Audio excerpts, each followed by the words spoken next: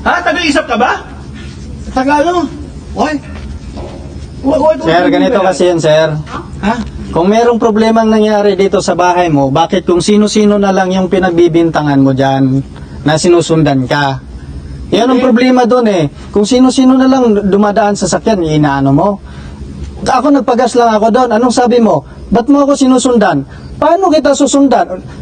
Nauna ako doon, ilang minuto na ako doon, tapos na ako nagpagas, tapos na ako nagload ng RFID, nagpahangin ako. Kasi pag sinusundan ako, maraming nasa harap ko, sa tabi ko, sa likod ko. Natural sir, kalsada yan, maraming sasakyan.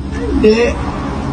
Paano? Hindi lang naman dyan eh, umaabot kahit sa Dasmariñas Village, umaabot eh. Di sana, yun ang inano mo, yun ang sinita mo. Kung sinunda ka dito, papunta Manila, hanggang doon sa Manila, pagdating doon, ba't dito ka pa rin? Ako kung saan nakatira. Kasi puno nagpagas lang ako, bigla kang lalapit sa akin. Fucking reason would be you. Ano? Yung reason mo ng paninita, yun yung walang basihan. Dahil lang may mga nangyari dito sa bahay nyo, gano'n ang inano mo, kung sino-sino na lang yung pagbibintangan mo. Anong doon?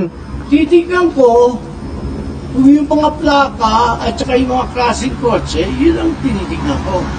May mga record ka na yung mga sasakyan na yun, yung sasakyan ko na sinundan ka the previous days. Ha?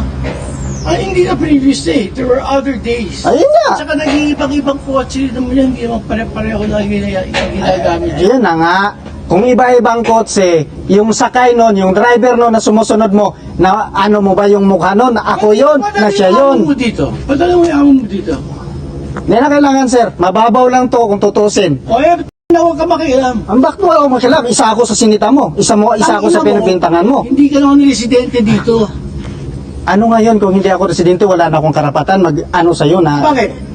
Sinaktan kita? Hindi, kaya ako pumunta dito, kasi pati sa bahay nakarating ka, di ba? Oo. Oh. Alam mo na yung bahay ko, doon ako natrete na alam mo na kung saan ako nakatira, doon pa lang sa labas, sinita mo na ako, tapos nandun na ako sa bahay mo, sa bahay ng bus ko, sinita mo na ako, alam mo na yung bahay, di ba may treat na doon? Anong check? Kayo, alam niyo yung bahay ko. Alam namin bahay mo, kasi nga nakuha ko yung plate number ng sasakyan mo doon pa sa labas, tinawag ko sa security, pinapahanap ko yung sasakyan na yan.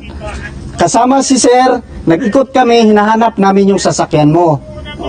Kaya namin nalukit na dito ka. Kaya kami nandito para sana linawin kung ano ang problema mo.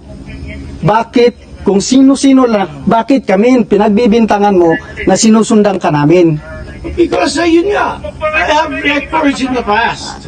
Record, sige. Maraming Yung beses record na mo, yan. na sinasabi mo, yung mga sasakyan ba namin, sasakyan ba ni Sir yun? Na sinasabi mo na record mo? You know, I don't have to have this discussion tonight. Go fuck off. Okay. Yun nga, paki-check na lang. Alam ko, sabi nyo, yung records ng pasir, yung iba na lang nila. Kaya lang, marami akong records na pinag-usap ko na dati si Arnel, si Jerry Padua, si Sarosa, si Stella,